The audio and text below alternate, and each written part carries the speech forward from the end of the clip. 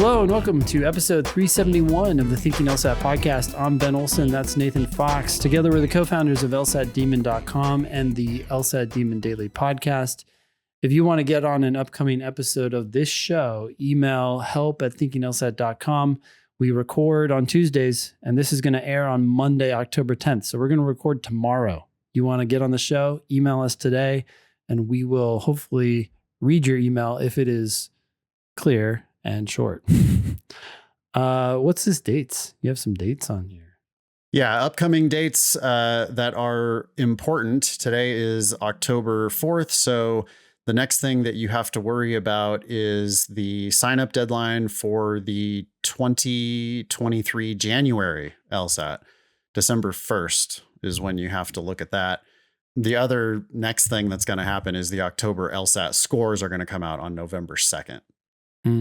But Gotcha. As far as action items, really all you got to do is decide sometime between now and December 1st whether you're going to register for the January LSAT.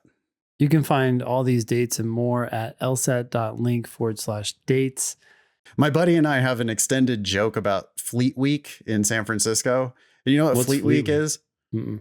Fleet Week is where like they bring some big ships into San Francisco Bay, and they also have like the Blue Angels and all that shit. It's like a big, just like military extravagant. It's essentially a commercial for the armed forces paid for by US taxpayers, right? It's just like they're blasting around. And when I lived in San Francisco, it was unbelievable how often it seemed like it was Fleet Week, because you can't miss Fleet Week because there's Blue Angels blasting over your apartment, downtown San Francisco. Yeah. And so my buddy and I have a joke, just like we text each other when it's Fleet Week. And the response is, it's always Fleet Week. Yeah. Because it just feels like it's always damn Fleet Week. And I'm not insulting you if you are a member of the armed forces, by the way, but that shit's loud and seems like it's always happening. Anyway, same thing with law school admissions, same thing with these cycles, same thing with the LSAT test dates themselves. Yep. And the critical error of strategy that all the students tend to make is they sign up for a test, then start prepping. And it's like, no, don't do that. Start prepping, figure out when you're going to be ready to take the actual test. You can't work backward from a goal like that. You have to you have to practice. It's not the type of thing where I understand that training for a marathon, you might be able to just like schedule the marathon and then do a training regimen to get yourself ready for that marathon. I don't think that's the best way to approach this test, because you're going to take the test multiple times probably. And because you can do practice tests that will indicate whether you're ready.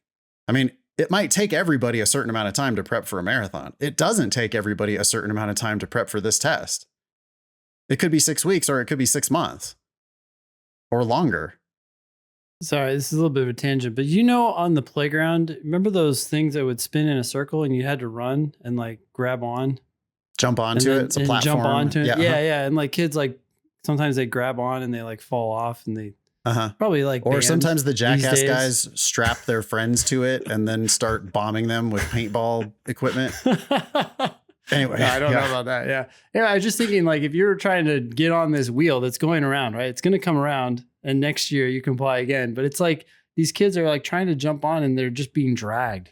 It's like, why don't you get ready? Yeah. Jump on and be a badass and not be dragged around by this thing because you're trying to like, I got to get on right now. I love that analogy. That's a great analogy. Yeah. Because people, it's like if they do it the other way, one of the handles, right? One of the spots is like labeled. Oh, that's my spot. Yeah. And you're going to label the spot. And then when the spot comes by, you're going to jump on and it's going to fucking yank your shoulder sockets out. Right. And instead, what you should do is not decide what spot you're going to get on and instead start running around the thing. And then when you're ready to jump on, you jump on.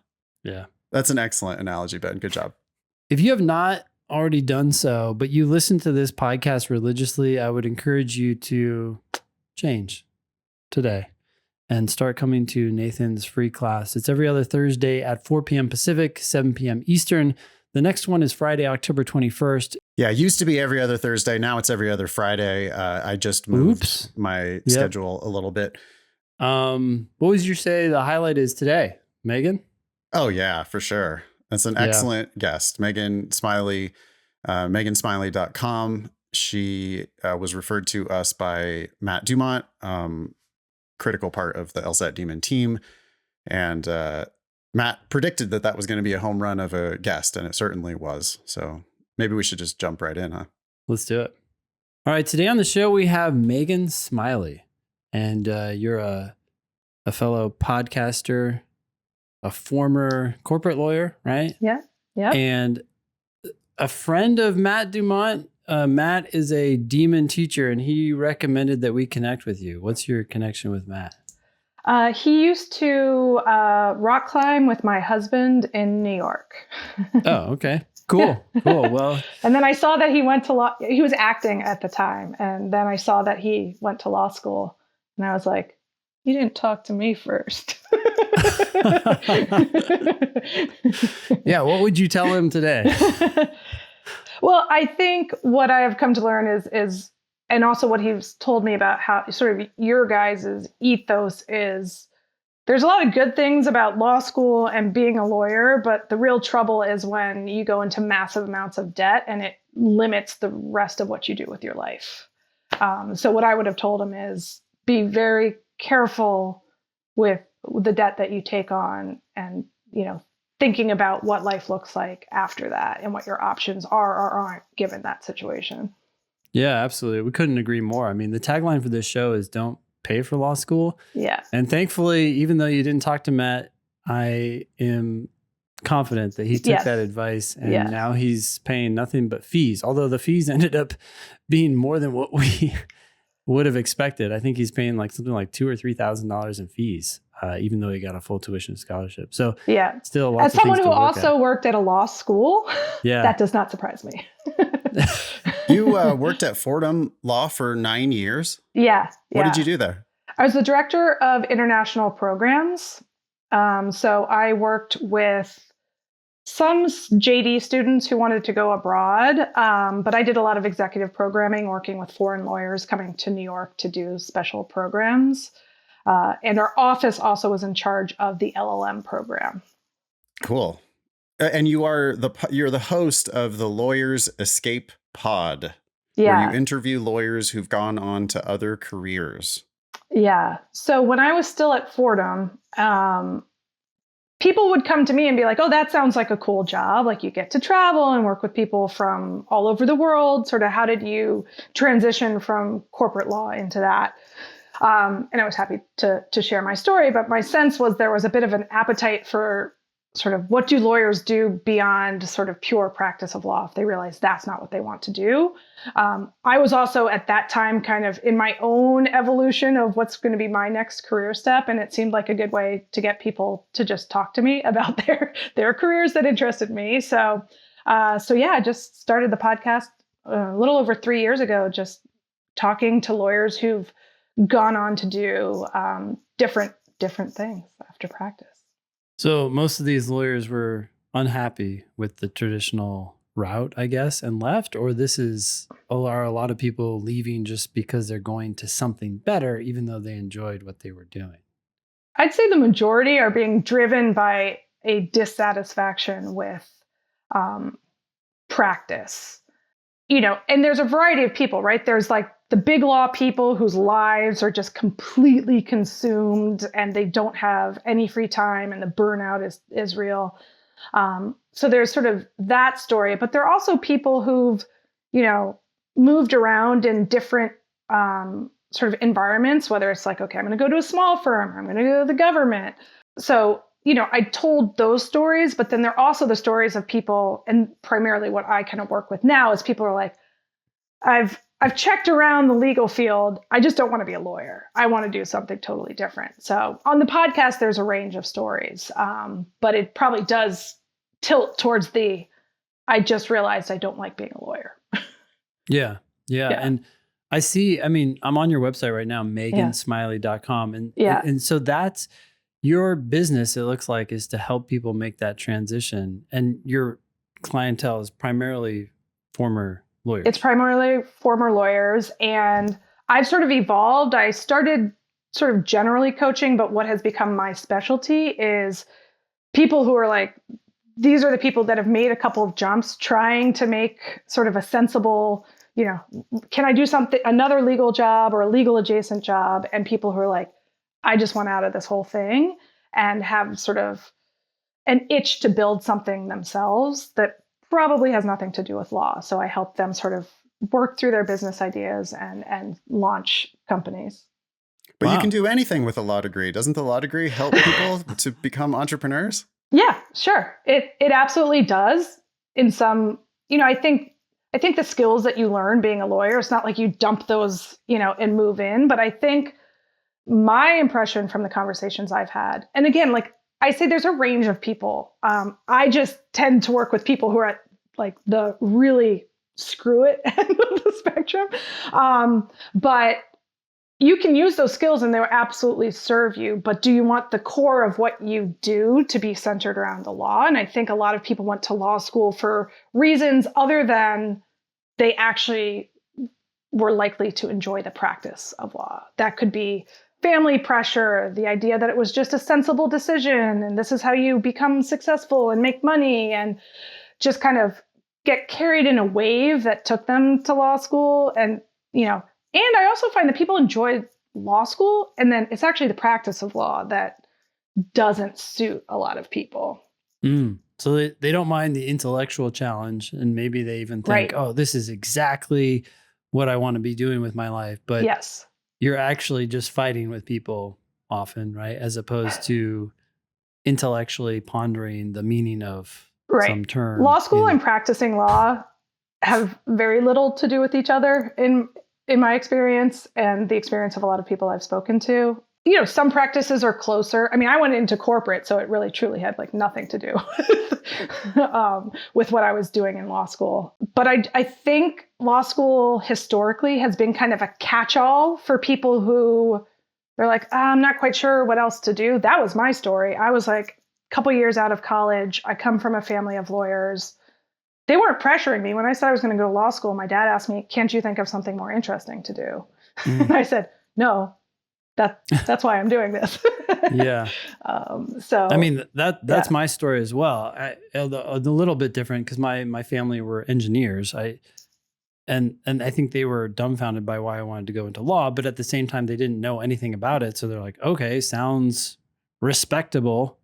Good luck with that. Right. How can we help? And it was just a default.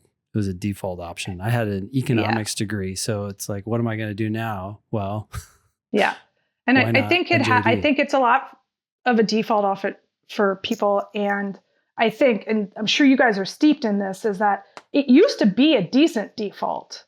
It's now not a great default given the price tag associated with it. Yes, it can serve you. Yes, it can get you, into a lot of different things, but at what cost? Mm-hmm. There's the cost. And then there's this bimodal distribution of, salaries, right? You have some people who come out and make 50 and some people come out and make 180, but everybody's focused on the 180. And yep, exactly. I graduated in 2006. So it was sort of still the booming era of like, if you wanted a firm job and do the whole summer associate thing and get the closer, wasn't 180 in right those before days, but the it was drop. 140. It was a lot of money. Yeah. And there was still a sense that was kind of majority available, at least at, certain law schools. But now, that is not the case. So that's not a fair assumption to make, that even if you go to a top 25 law school, that you're going to come out and make, sort of big firm money. The interesting thing, though, is that the people you're helping who are like, I don't want anything to do with law anymore. I don't even want law adjacent. I just want to be free of this segment of the world. They have high paying jobs, or are you helping people who had these lower paying jobs? It's a mix. I'd say probably the most common trajectory is they started out in big law, hated that, made a step to a more humane, lower paying, but still 6-figure job. Mm-hmm. And that didn't solve the problem. And so like then, in some company or something. They're whether they go in-house or they go to a smaller sort of boutique firm, or if they go to government, or people like me who went into higher education.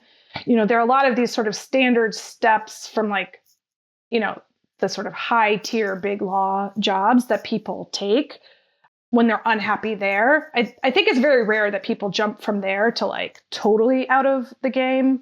But I think people try and feel out, is there a place within the practice of law that would suit me better? And some people find it and some people don't. Well, we have a lot of listeners who want to go to law school. We tell them all the time, and hopefully they know this already, that we're telling them not to go. But if they really, really want to go, don't pay. Yeah. And then, they could leave at any time and they don't have as much on the table holding them back. But what else would you I think that's the best advice, because the people I work with are on the other side of this fence. And I can tell you that the number one sort of flag that gets raised is, I would love to do this, but my student loans. And a lot of people feel like it's just an absolute, immediate bar to them doing anything other than what they're currently doing that they don't enjoy. Wow. And so, just to reiterate what your message already is as a cautionary tale, it's just, I spend all day with people feeling very trapped by the weight of the loans that they've taken out for law school. And some of these people had big law jobs. So even though they had big law jobs, they're still not finished paying off their student loans, and they're feeling constrained. Like, I cannot take a different career path, lower my income, and then not be in a position to pay back those loans that are maybe costing them a couple thousand a month. I don't know. Yeah. Like some big number a month. And, I think there are ways to manage your student loans. And I've talked to multiple people who do that kind of work on my podcast as well. So I'm not sure it's quite the entire bar to making a change that people feel like it is, but it is a legitimate issue. It reduces their desire to take risk, right? Right. And you're already talking about a group of people that have somewhat self-selected for being risk averse, right? And then that gets reinforced in legal training, right? We're issue spotters. We see all the things that can go wrong. And when you have this big weight of a student loan payment that you have to make, most trained lawyers are going to have the reaction, I don't have any option. There's just no path for me to take this risk. Just to echo a lot of what you're saying, Megan, I got a call yesterday from a prospective student, family friend, who, he's a good student. He had a business degree like me, like Ben. He doesn't really know what to do with his life. He's thinking, well, business and finance didn't turn out to be what I thought it was. And I really think I want to help people. So defaulting toward law school potentially. And I'm like, well, I went through all the exact same steps. It's like, can't you find something more interesting to do? Second, I think if you go into law, like you're either it's like money or helping people, probably not both in most cases. Money is a terrible lifestyle. So, 80-hour work weeks. So, and I'm like trying to talk him out of it before he even takes a practice test. But then I also give him my website and I'm like, hey, you can go take a practice LSAT, because if you get the right LSAT, you could go for free. And I wasn't expecting it actually, but he texts me back like 3 hours later, just finished my first attempt, got a 159. Not sure exactly what that means. Ran out of time on the last section. Well, what that means is, Ben, 151 out of the box, no prior prep. What's that mean? What did you say? 159 though, right? 159. Yeah. I mean, that's an extraordinarily high cold diagnostic test. So he's going to end up in the 170s, which means he can go for free. Yeah.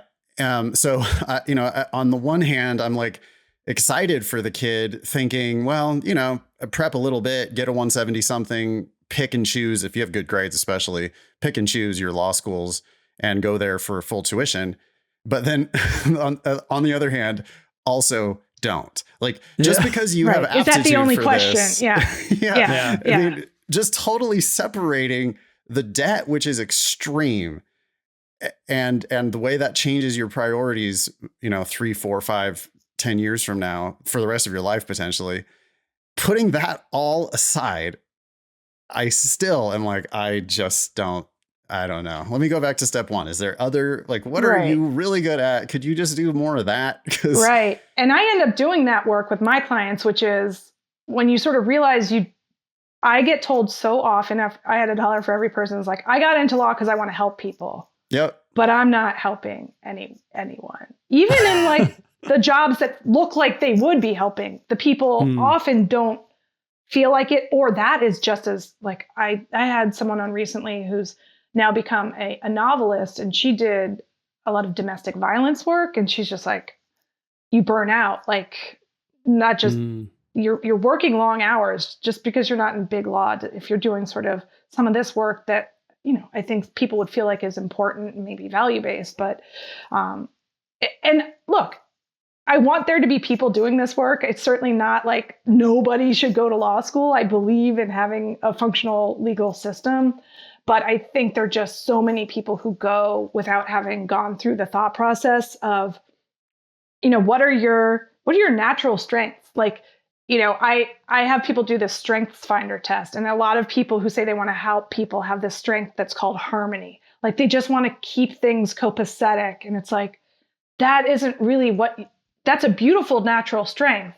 It's not going to get highly utilized in the law, for example, right? No, the opposite is going to be highly utilized, right? But it's funny, like it's a pretty consistent thing that comes up. Again, these people are self-selecting, talking to me. So that's not to say that's, the majority of lawyers, but it would be something that would be good to know about yourself before making the decision. See if your strengths match up with lawyer strengths. I took it and found out they sort of group the strengths. I always thought I was good at attention to detail because that's what you have to be good at. And I was, but all of these attention to detail and executing strengths were like bottom of my list.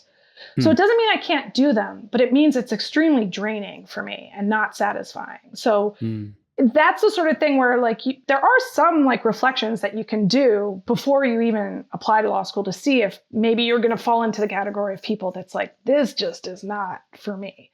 Whereas there are people who score really high on competitive and strategic, and maybe that means it is a good fit for you, right? That's energizing. Yeah. Yeah, yeah, there are people who like love it. There are these litigators who are like, oh my God, can't wait to get in there and fight with people. And it's like, that's great. Like you're totally in the right profession.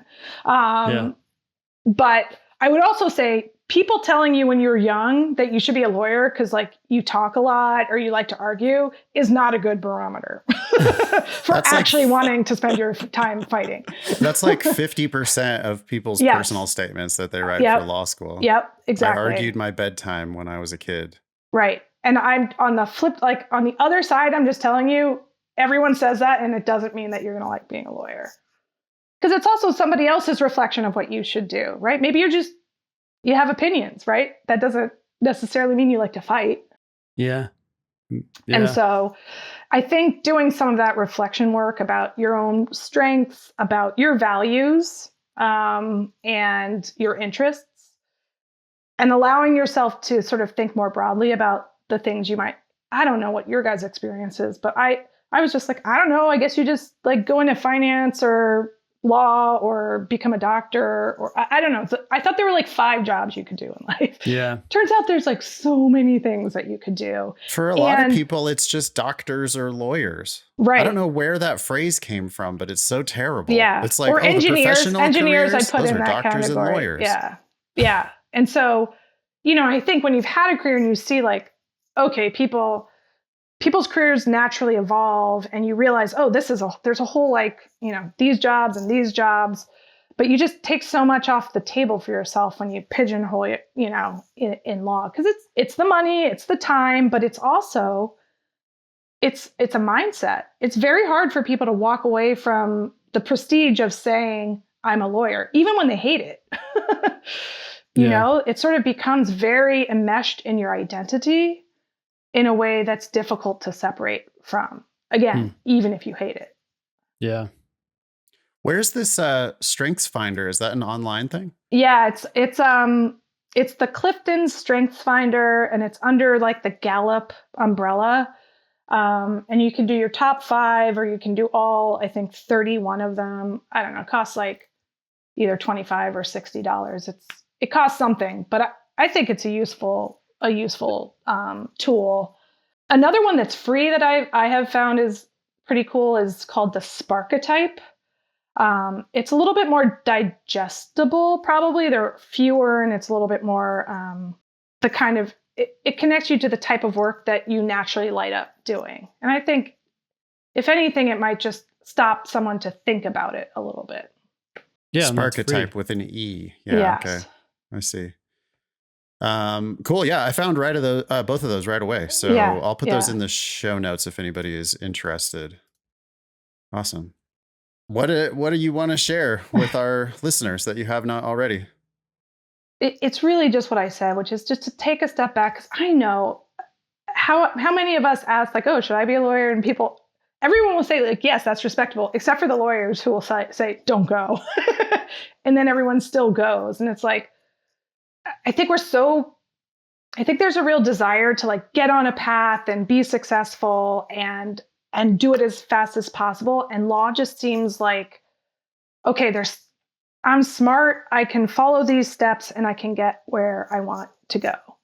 But just be careful that you actually want to get to the destination. And I think the way to make sure that you're not getting on a path you don't want to go down is to ask yourself some of these questions before you go, and to go beyond I argued when I was a kid, or I like logic, or I would, the sort of, surface level things that I say this because I was this person, so no judgment if that's what people are feeling like. But I think that people go to law school without a ton of thought about what living as a lawyer looks like.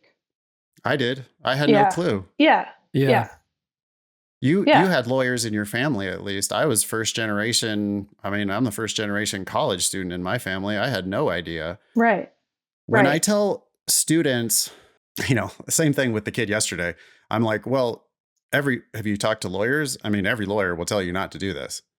And then that's a it red just doesn't flag. dissuade him at all. Yeah. But isn't it funny? It's every person that asks you this, like, well, like, I'm going to be different. Yeah. Oh, for sure. Yeah. We're all special. I did manage to talk one younger cousin of mine out of law school. She was like, she was going to go. And my aunt, who was also a lawyer, was like, yeah, you should totally go. And I was like, no, you should not. And she was a paralegal. I think that's one thing I'd say is be a paralegal. That'll give you a good sense of what happens in a law firm. For sure. Yeah. People think when I'm speaking, I misspeak sometimes when I'm talking to a broad audience, my class, and it'll have 40 people in it, 50 people, whatever. There's a decently big group of people. And I'm trying to tell some of the students in the class, hey, if your idea of what lawyers do comes from TV, then you don't know what lawyers do, and you need to go talk to real lawyers. And then some of the people find that really insulting that I'm saying that, but I'm not judging you. And by the way, if you're a paralegal, I understand that you do know what you're getting yourself into. Right. But for the other people who haven't ever had any lawyers in their lives whatsoever, neither did I. And all I'm trying to do is to steer you away from the same mistake that I made, which was do some due diligence and if all you're doing is like talking to family friends who are lawyers and they're all telling you don't do it and you do it anyway, you're not doing any due diligence at all. Yeah. And also to take those pieces of advice within the context of, a generation above us telling us that it was different for them. They did it with less debt. They did it with more opportunities. The truth is, and, I saw this from being at a law school and seeing the career services sort of side of things, is they're just the opportunities for those jobs that make the big dollars. They're just fewer of those jobs. Just the market there are more lawyers and fewer of those jobs. So if you're going for the money, it's not even the same calculation that it used to be. And those are miserable jobs if you get them. Right. Exactly. Exactly. I mean, I did that life for 4 years, and I looked around, and I think because I went for sort of default reasons, not because I actually like desperately wanted to be a lawyer, it was not surprising to me when I was like, oh, this sucks. I don't want to do this. And people were surprised. They're like, you're good at this. I thought you'd be the one that stayed around. And it's just like, I just looked at the people ahead of me. I'm like, I don't want that life. But the problem is the whole golden handcuffs thing, not even just your student loans, but when you get those jobs and then you get a big house and you have a big mortgage and you send your kids to the private schools, all of a sudden, for a variety of reasons, you start to feel like you don't have the choice to leave. So even though I went, I only practiced for 4 years because I remember being consciously aware of that, of like, if I don't get out, I'm going to get stuck. Law school, in a lot of ways, is almost designed to do that. They start talking to you about on-campus interviewing for big law firms during your first year. Well, if you're going to do that, then you got to go out and buy the fancy suit so that you could be at your interview with the right clothes on. And then if you do get in there for a summer job, then it's like, oh, now you got to have all the clothes. And then you start thinking about cars, and then you start, students over borrow while they're in law school because there's no cap essentially. So you can borrow your full tuition plus living expenses adjusted for your area. So people just, I'll take the maximum. Just give me all the money you'll want to give me. And then they're spending money going out to dinner and stuff. Wow. Okay. You're on the path. And it's hard, right? Like, again, and I feel like we've all said this numerous times. It's really not about being judgmental because like, we've all been there, and it's more just really trying to be like, hey, just really think about if this is what you want.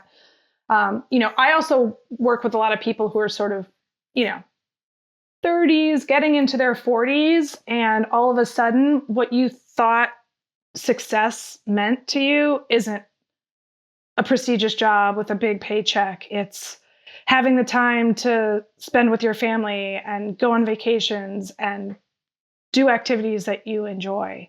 And there's I see this wave of kind of existential crisis, midlife crisis that comes with having devoted your life to this and realizing even if you look successful, you feel like, nope, it doesn't mean anything to me anymore.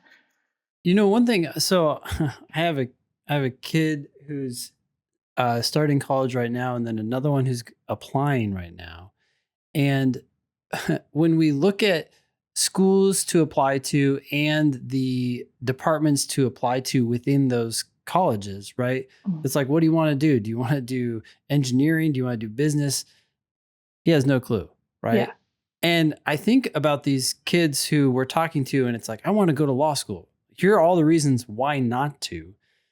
And they still end up going, in part because I wonder if there's just no other choice, right? A lot of people, if you're trying to decide yes or no on something, no matter how bad that choice is, if the alternative is nothing, which it feels like to them, it is. Right. It's not, but it feels like, hey, I'm deciding, should I go or should I not go? And it's like, no, that's not the choice. The choice is, should you go to law school or do something else? But as long as those things don't exist, then no just feels so bad because it's nothing. And so I'm wondering, how do you help people who are trying to leave find these other opportunities? Right? Because that's what they're looking for, right? They're coming to you and they're saying, what should I do? And you're saying, okay, well, let's figure that out. Here, look at the world. There's actually 100 million opportunities, but how do you find them? And let me just tell you, it's a lot easier to do that at 25 than it is at 45. Because I think what you're describing is that it's not that there aren't other things to do, but it's a little messier, right? You have to just kind of like go get a job and see if you like it and see if you like the job and then compare it to the industry and be like, okay, I like the industry, but adjust the job. And it's not linear and it's not clean. And there's something about the people who are drawn to law, I think, who also just like the clarity of the path that is presented to them. Well, I think that might be the big part, because you talk about going to get another job. That would be great if you even knew what that was, but they don't, it's like they don't even know where to look. So it feels like you're looking into an abyss. And so then law school, despite all its warts, you say, I'm going to go anyway, because I don't see any other path. Right. Meanwhile, it's clear, right? I feel like I went to law school and practiced in Boston, and then I moved to New York to work at Fordham. And obviously I had already left practice, but it was eye-opening to me. People in New York I don't know, they just seem like they're doing everything, right? Like I heard of sort of jobs and industries. I was like, I didn't know that was a thing. And it was just sort of being exposed to such a wide range. I don't know, especially everyone I knew in Boston was a lawyer, because that's where I went to law school. And that's like the universe that I lived in. And so I think it's a little bit just getting exposure to, I was like, okay, so like marketing or design or, even tech. I've talked, there's so many different places in tech that you don't have to have like a massive tech background to get into, like recruiting. Like they're just, I don't know, that's just like random things off the top of my head. But I think giving yourself permission to not have the answer right out of college or even the few years after that, like, is there anything better to do in your 20s than to like figure out what you actually want to do with your life? That's, if I could give someone advice, is to say, people feel very rushed. Like I have to have my career in place, and that's how I get to all of the benchmarks I want to in my life. It sounds like you're saying slow down. Yes. Get a job, whatever it is, and use that time that the job is allowing you to have, because it's earning you money, to expose yourself to as many people. And just things going on. I mean, people is huge too, right? Building a network. It's so surprising to me how much valuable information you can get from people you hardly know. I was just talking to someone last night at a volleyball game, and they were telling me about this summer camp. And I'm like, I think I'm going to sign my kids up for that camp. And we talked, I don't know that person super well, and I'm probably not going to see them for a while, but it's like you get information by connecting with people. Yeah. And being intentional about it. It's not just saying like, oh, just sort of sit back and collect a paycheck and then wait 5 to 10 years to figure it out then. It's like, be engaged in it, building your network, talking to people, learning about different things while getting a paycheck, see what you like about it. And just not feeling this pressure. Look, I just think the answer, also there's this like respectability about graduate school. There's like, okay, well, that's a legitimate thing to go be spending your time doing, right? It just is an easier answer for people. But I think structurally, it just makes less and less sense to jump into it. Yeah. Nathan? That's all I got. I'm so glad Matt recommended you. He was raving about how great a guest you were going to be, and he was totally right. So thanks to Matt Dumont for the connection. Yeah, this was fun. Anytime I have an opportunity to save someone from going to law school who oughtn't to go to law school is a good day for me. Yeah, that's the goal, right? Like, how do we get our listeners never to have to use Megan's professional services? I want you to never need me.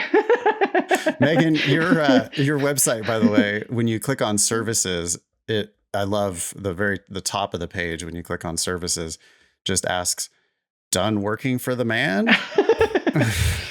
Yeah. Well, I mean, I have a whole side thing about, the structure of working in corporate America that I could go on a diatribe about. Do it. Yeah. I just think that like this was a structure that worked for our parents, and they're like, yeah, go work for a company and just, be a good soldier, and you'll be able to buy your house and send your kids to college and all of that.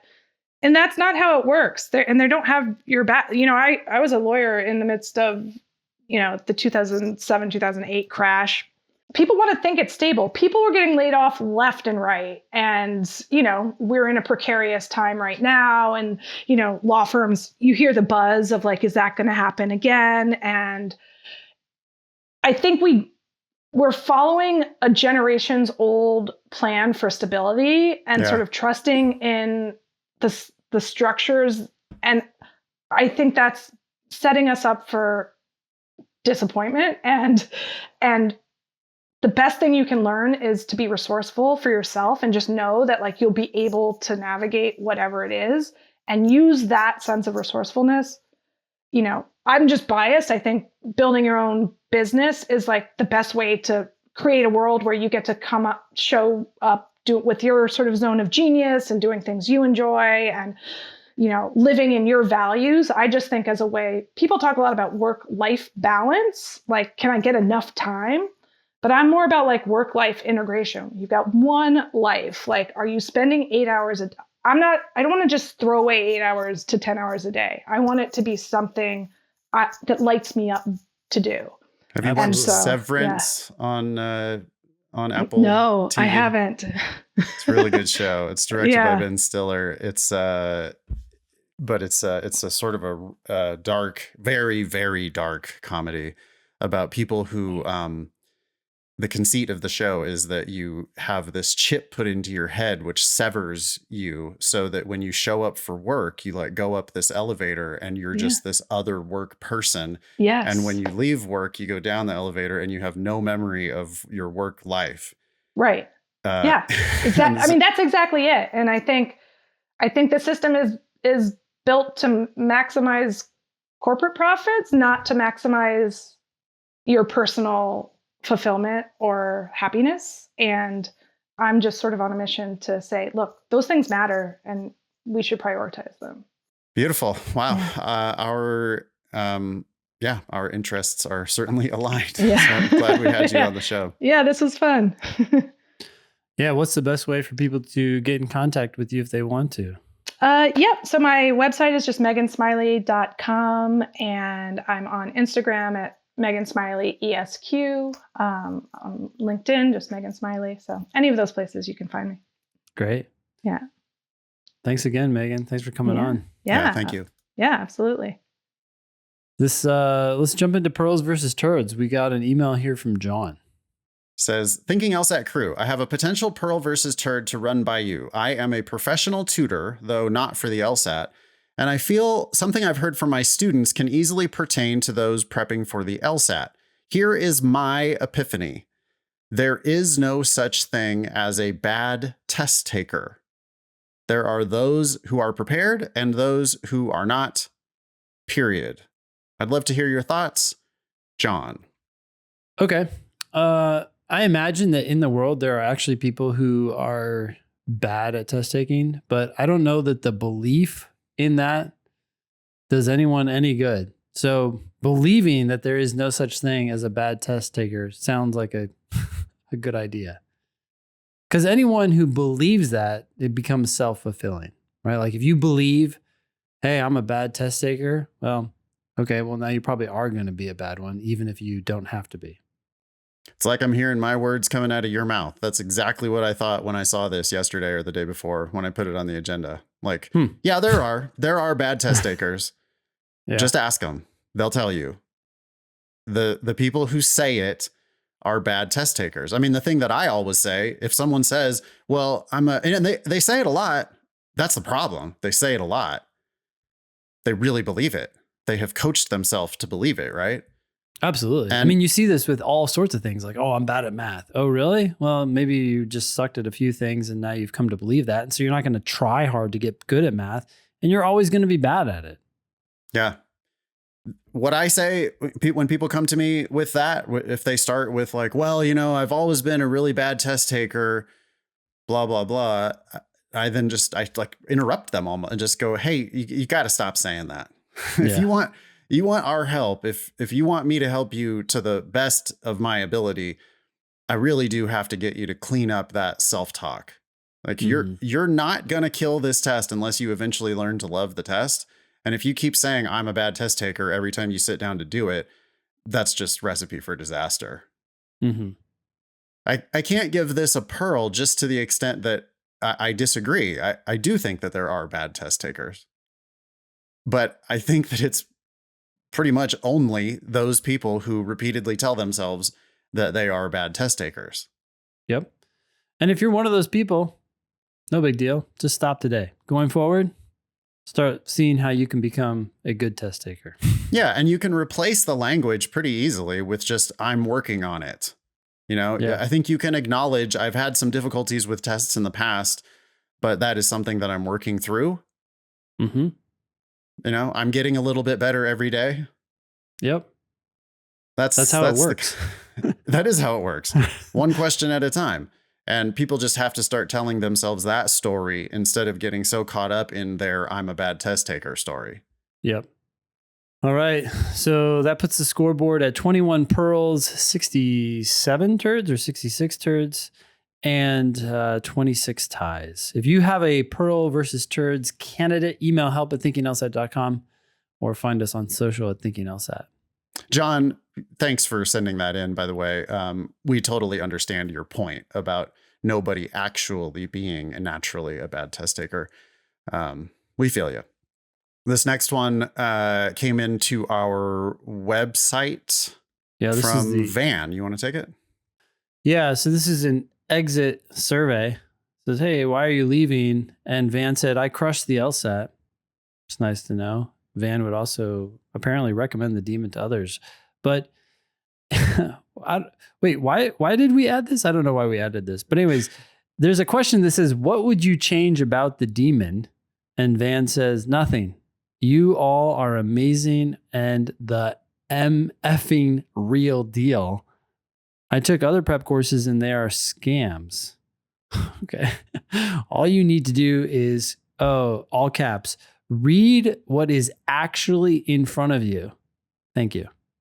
That's a good piece of advice. I put it on the agenda because that is just the golden tip for the LSAT, right? Yeah. Yeah, I mentioned earlier on the show in our interview with Megan, I mentioned a prospect who I talked to yesterday who scored 159 right out of the box. Yep. Well, you don't do that if the questions don't make sense. Like what that student did is he solved the questions. Yeah. He took the time. He says he didn't finish one of the sections, which great. He shouldn't have. It's his first test. There's hardly anybody should finish the test on time when it's your first ever test. But he took the time to solve the majority of the questions, and that's how he got a 159. And from there, we can easily help you learn to solve the rest of them. They also make perfect sense. If you read what's there, they make perfect sense. You just have to read in a more focused, detail-oriented way than maybe you're naturally inclined to. But you absolutely can figure it out.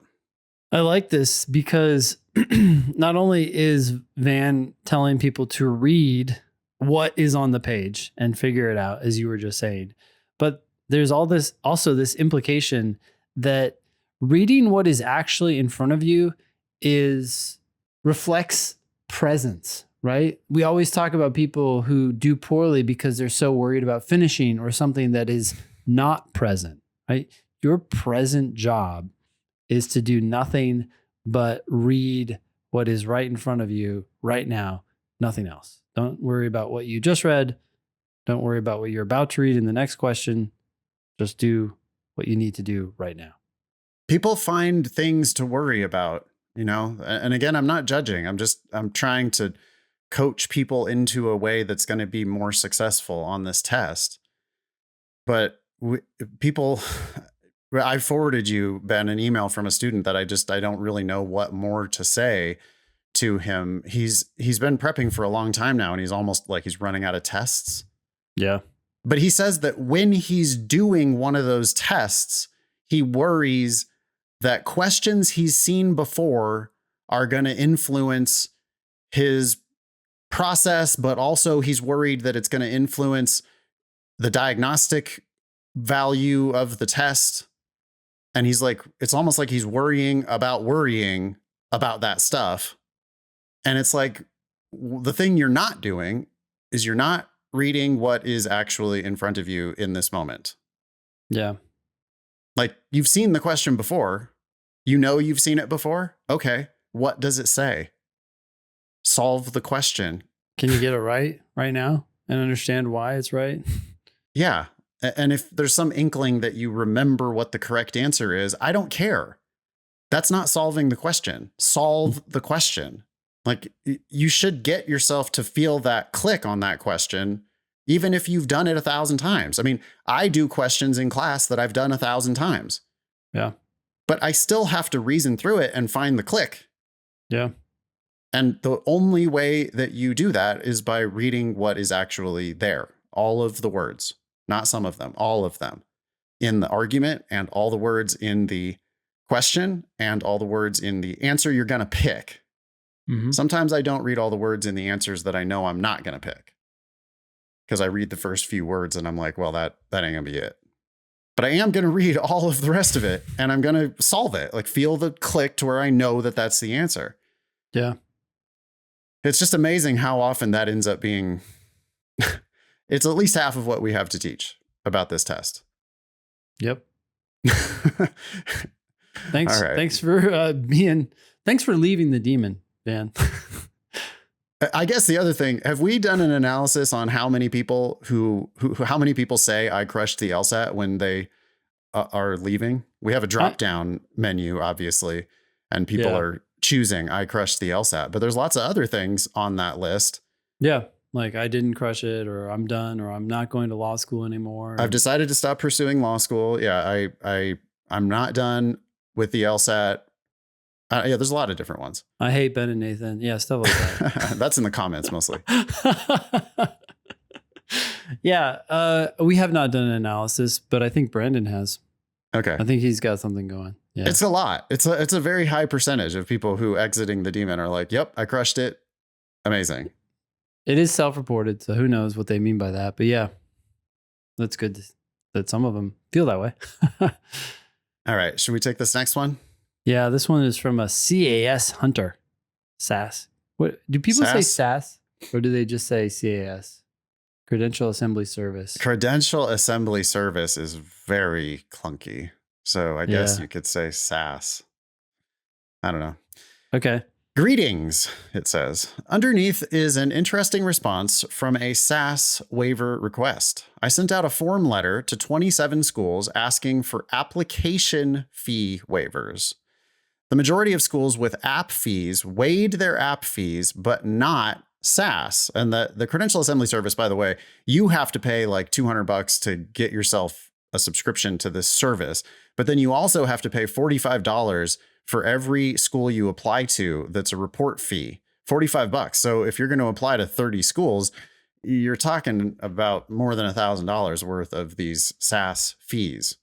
And just to clarify, that's not the application fee. So you have the school, which charges you an application fee of, say, $75, but then you have to turn around and pay LSAC, yes, that lovely organization that you also paid to take the test, the SAS fee. So there's two fees going on when you apply to any one school. Right. Now, some schools don't even have application fees. That's true. The schools that do tend to waive them at the drop of a hat. I mean, if you ask schools for application fees, well, SAS Hunter here says the majority of schools with application fees waived the application fees, but not that $45 Credential Assembly Service fee. Of the 19 schools with no app fee, 8 of those schools provided SAS codes. So there's a code that they can give you. And what happens is, well, we'll read this email here from, do you want to read the email that SAS Hunter forwarded from Dean Matthews at Lincoln Memorial University? Yeah. Dean Matthews responded to SAS Hunter. Thank you for the email and question. As a small school with a limited budget, we do not provide many fee waivers. While waived for the applicant, we must pay $45 to LSAC on your behalf. Nonetheless, as long as you have an LSAT score of 148 or higher, then I would be happy to arrange for a code for you. Why 148? It was our 25th percentile number this year, and you stand the best chance of admission with at least that score. I hope you understand. Best regards, Dean Matthews. So Dean Matthews, I mean, there's a couple things here, but one thing is someone has to pay LSAC, whether it's you or the school. Dean Matthews here is saying, hey, we're not going to pay that $45 for you if you have a score below 148 because you're unlikely to be accepted. It'd be money thrown away. But you have other issues you want to talk about. Well, I just think that this kind of tips their hand as to the business that they are operating. I mean, they are thinking about admissions like a business, and they are telling you that, well, yeah, we could waive that $45 fee for you because if you come, we're probably going to admit you. This is a school. If you look at their 509, by the way, they're in Knoxville, Tennessee. They're ranked like 150 something in the country. They're a regional school. I'm not insulting the school at all, but they do admit 56% of the people who apply. And of those, they only get less than 50% enrollment rate. So we're talking about a 27% overall enrollment rate from completed applications. What the dean is telling you is it's worth a $45 wager on our part that you might come and, pay us. Says here $39,900 a year plus some fees. So 40 something $1,000 a year. Wow. $45 to get the chance at getting $40,000 a year. Exactly. It's a hell of a bet. It's a $45 bet to win 40,000, or to get somebody who they're going to give a scholarship to because you're going to raise the prestige of the school. At this school, 7% of the school is getting full tuition. 52% of the school is getting half to full tuition. So, there are very few people, and it's the people at their 25th percentile, by the way, who are paying the actual money. And then if you're above that by a significant margin, their LSATs are low. They're at this school, their 25th percentile is only 148. Their 75th percentile is only 154. So yeah, they're probably going to make you a very generous offer if you're over 154. Yeah. I don't know. I had never seen an email from an actual law school dean of admissions. This is an associate dean for enrollment services. But I had never seen them being so like upfront. They didn't need to put that last two sentences of their email. Nope. They could just say, yeah, or explain why. Yep. They didn't need to explain why. They didn't need to say why 148. Well, it was our 25th percentile and you have the best chance of admission. I guess they're just trying to encourage, the right type of people to apply. Anyway. That's it about application fee waivers. You should ask. I mean, the lesson here is that you should ask, right? Yeah. SAS Hunter, interesting that 19 of the schools had no application fee. And of those, though, you can still squeeze the $45 report fee out of almost half of them. So SAS Hunter has, saved $400 here easily. Yeah. Not even counting the application fees that potentially got waived, which was a lot of those. So yeah. Anyway, let me tackle this next one from Victor. Hey, Ben and Nathan, thank you for changing the trajectory of my life. Ben, do you remember Victor? We've had Victor has been a correspondent of the show over Personal the years. Statement, I feel like. Possibly. Lots of stuff. Yeah.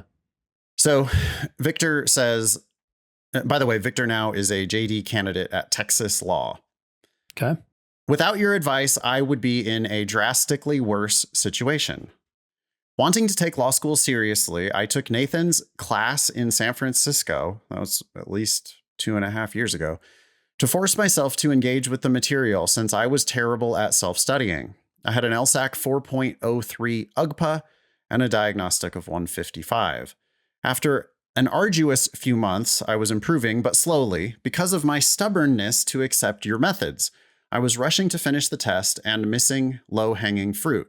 When my first official test came along, my practice scores were in the low 160s. I convinced myself I could hit the metaphorical grand slam on the official test and improve well beyond my practice scores. I obviously didn't. I swung for the fences and scored a 157, and it was already the beginning of the admission cycle. My family urged me to apply that year since I had already been studying for months and, quote, peaked. Without Nathan's guidance, I would have. I remember asking Nathan if I should apply just to see what offers I would get. I clearly told him no. Instead, I grudgingly took his advice and studied for another year. We hate it when people apply shittily just to see what offers they would get. No, what's the point? It wastes your time, energy, money, and now it tempts you. It's like setting candy on the counter and saying, well, I'm not going to, I just want to see how good it looks. Like, what? Yeah. Let me see what bad offers I could get. Yeah. I mean, they're just not going to be as good as they would be if you followed the advice. Anyway, should let Victor talk. He says, I cannot emphasize how vital this advice was. I finally created a regimen of self-studying that I could stick to. I also sent my personal statement to the show on episode 265, which y'all graciously gave feedback on and even really liked the first half of! Exclamation point.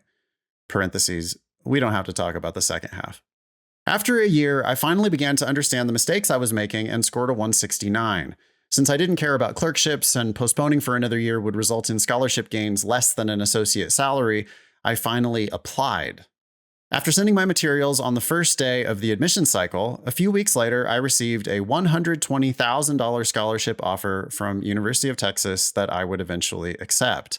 The entirety of my law school tuition will cost me less than one semester of my undergrad. Interesting to see how he's anchoring on certain things, right? Yeah, he definitely has these cost comparisons, right? He's doing associate salary and stuff like that. Yeah, he's doing comparisons, which a purely econ mind opportunity would not cost, do. Right? Yeah. If you read Thaler, that book Misbehaving that I've recommended many times on the show, it's about how people just don't behave like economists, the traditional economists would assume they behave. They don't, because Victor would never think about that. The fact that it's less than a year of an associate salary, so what? You don't have to pay it. Or the fact that it's less than one semester of your undergrad, so you don't have to pay it.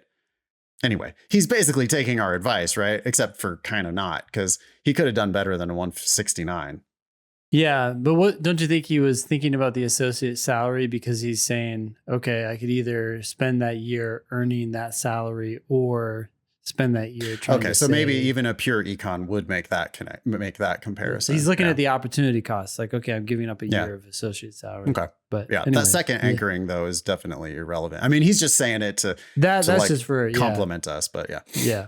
Anyway, the skills you instilled are absolutely essential for law school, and I now understand why the LSAT correlates so well with 1L grades.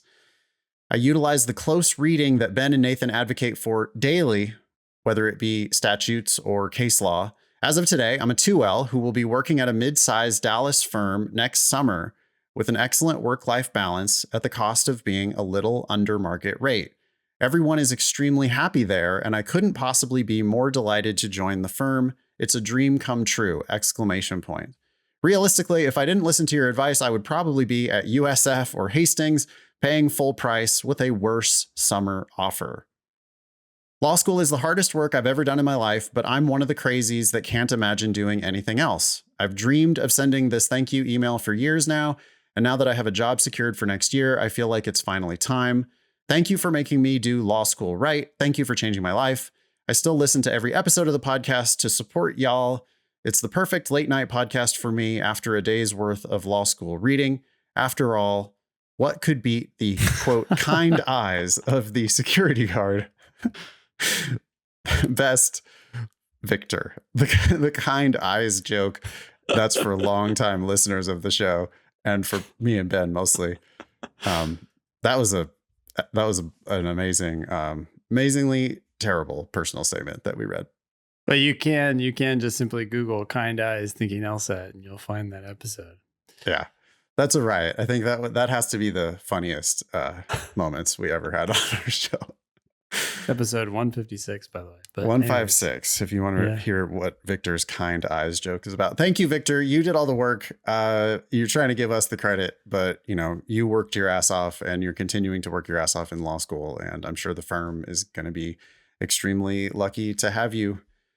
Hopefully you won't end up calling Megan Smiley down the road to be getting out of this. Hopefully you'll be one of the happy ones that sticks.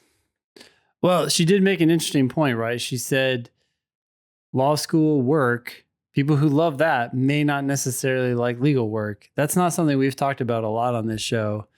I've kind of mushed them all together as like legal insanity, but yeah, there are differences. So hopefully, Victor, you like the legal practice just as much as you've liked law school. That's awesome. Yeah. Good luck, Victor. Thanks for writing in. Thanks for supporting the show. Should we take a look at the streak? Let's do it. So on the dashboard of the Demon, you can see how many days you've been studying the LSAT. As long as you do one question or one time section a day, you will be maintaining a streak. And we have some people who have been maintaining a streak for a super long time. Why don't you read them? Well, it's a two-way tie at the top between Vin and George. Congratulations, Vin. Congratulations, George. You better not slip, because right on your heels, Brian and Adam have 168 days. Yeah, 169 days. Did I say that? Yeah.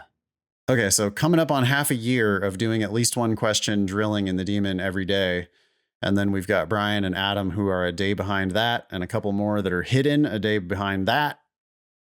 The top 10, Aiden, Brooke, Peter, and Joel. And those are Joel at 10th place, has a 150-day streak going. Wow. That's impressive. Yeah. Thanks to all of you. Ben had a brilliant idea that if one of you, especially Vin or George, if you would like to come on the show and talk about your streak, we would love to interview you. But really anybody in the top 10, we would love to hear what it takes to maintain that type of a streak. Yeah, that's impressive. So nice work. That's a work ethic that I don't think I have. Cool. So here we have an email from Anonymous. I'll read it. It says, "Hi, Ben and Nathan. I scored a 152 on my diagnostics several years ago. Before finding you guys, I took the LSAT while I was with another LSAT prep company, and I was disappointed with my score, a 168. While studying for the September 2022 LSAT, I stumbled on you guys through Reddit, and I signed up and drank the Kool-Aid. When I woke up on September 28th to see my score, I was blown away, a 177. Holy fuck. What?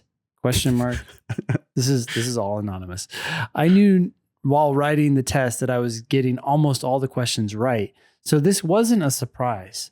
But I know who to thank. I know that you two will be reading this and that you'll say some bullshit like, "You're the one who did the work." Yeah, we just did say that to Victor. Or, "The test makes perfect sense. We just helped you make sense of it." My response: you can fuck off and live a little. I've been a tutor for almost a decade, so you and I both know how important good instruction can be for student outcomes. I have many, many more thoughts I'd love to share, but 1,000 characters ain't enough. Thank you. Wow. That's why we keep it to 1,000 characters. That comes in through the website, and you have to do the 1,000 character limit. I got to tell you though, for most of you who email the show with really long emails, they're not making it onto the agenda, or I'm going to respond immediately and say, "Hey, this is too long for the show. Can you shorten it a bit?" So it's not that I don't want to have a conversation. It's just that we can't do mammoth emails on the show. It's ridiculous. Yeah. Thank you, Anonymous, for your compliments. Yeah. This next one here is from Q. Fuck off and live a little. Wow. Yeah. Okay. This one comes from Q. It's perfect timing because in the PS, it references something that Anonymous just said. "Salutations, Ben and Nathan. Thank you for the podcast and all you do. I've been a longtime Demon subscriber and podcast listener. I wanted to write in about interpreting results from reused tests. I'm at the point in my LSAT journey where basically every one of my tests has some form of questions, passage, or game that I've done in the past, and so I tend to recognize it and would be able to quickly and correctly answer it. Does that skew the final scoring?" Yes. Yes, it does skew the final scoring. If so, how much does it impact the practice test score? We don't know. We don't know. It depends on how many about questions. Yeah, you're recognizing and how much that helped you. There can be quite a range in terms of bumps. Yeah. I'm finally getting into the 170s after about 11 months of studying, starting from a 151. Wow, grinding it out. Yeah. 20-point improvement. And totally worth it. 151 is a great starting place. So It is. Nice. Yeah. But in the 170s now, Q continues, I would be quite remiss if the 170s that I've been getting are just from the few points boost that I receive from the recognized questions. I mean, we don't know. We don't know how much of a boost you're getting. So maybe you're not actually in the 170s, but in some ways it doesn't matter. What matters is that anytime you take a test or a section, that you learn from it, regardless of the actual score you are given at the end. Yep. Are you getting questions right or wrong? If you're getting them wrong, why are you getting them wrong? What can you learn from them? And if you get to a point where you're acing tests that you've seen before, well, maybe you wouldn't ace them if you hadn't seen them before. It doesn't matter. The point is you've now learned as much as you possibly can from that test, and that's all you can do. And then go take it officially. Yeah, I totally agree. Which ones are you missing?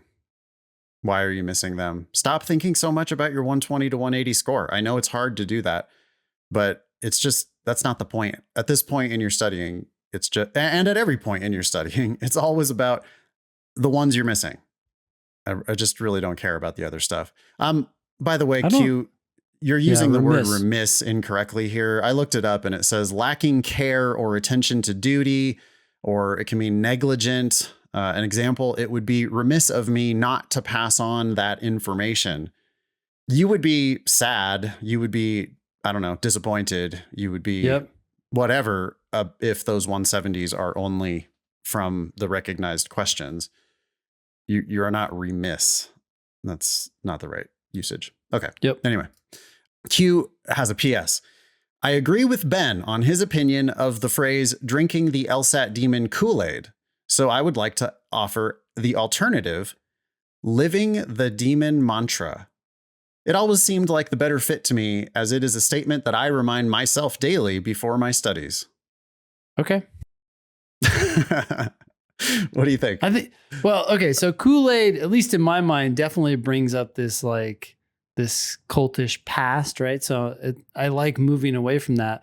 Mantra can still fall into that trap, though, of like you just say things over and over again, regardless of whether they're true. And there is value in mantras. I just hope that they're based in reality. Yeah, the thing that I'm gonna say is that drinking the LSAT demon Kool-Aid, it's a joke anyway. It is a joke, of course. Yeah. I mean, that's the point. It's a joke. We're not trying to develop a cult, even though we have accidentally, but it's not, it's a joke, the drinking the Kool-Aid. Living the demon mantra, I would hate myself if I ever said that. It's just too, I can't, I personally am not going to ever say that because I would be too disgusted with my own ego if I did that. What is it that you don't like about it? What is it? It's something that's like it's cringy, but why? I don't know. I'm looking up mantra, by the way. Originally from Hinduism and Buddhism, a word or sound repeated to aid concentration in meditation. A mantra is given to a trainee meditator when his teacher initiates him. That's an example of what a mantra might be. I don't know. I mean, I'm like all into yoga and hippie shit like that, but I still don't, the parts of yoga that I hate are like the chanting. If they ever, they don't do that really ever. I don't think they've ever done that at my studio that I go to. And thank God, because I cannot stand that. No, I wouldn't. Yeah. I really wouldn't. So I don't know, mantra to me smacks just a little too much of that kind of woo-woo hippie shit that I'm not a fan of that aspect of it. Here's a word that I like, and I don't know if it's a good replacement for Kool-Aid, but it is something that it's a word I like, and it is something that I think that we are doing, and that is mindset. And I don't know if there's the demon mindset, but yeah, changing people's mindset about the test, in my mind, in so many different ways, right? There are all sorts of mindsets that people can have. And it's like, let's reset those so that they're better mindsets. They have all these trickle down effects, right? If you have the right mindset, all these other things come into play that are fixed by that mindset. Whereas when you talk tactics, you can fix the tactic. have the wrong mindset, and it actually makes things worse because you're not congruent with, you need to understand why we believe what we believe and why we're suggesting you do this or that. And it really comes from a mindset. Anyways. Yeah. I was going to say intention. Okay. Which I think is very similar to what you're saying. You know, I don't hate at all. If they say that in, you know, set an intention for your practice today in yoga, I will have like a thought, you know, something that I'm thinking about. I don't know why I like that idea a lot more than I like the mantra idea, but sure. Thank you anyway, Q, for sending that in. Yeah. Be LSAT famous. Get on an upcoming show by emailing help@thinkinglsat.com. If you have questions about LSAT Demon, email help@lsatdemon.com. You can also check out our daily podcast, LSAT Demon Daily. Before you wrap it up, I wanted to say thanks also to Megan Smiley for guesting on today's show. That was super excellent that you came on. Yeah, super excellent. That was awesome.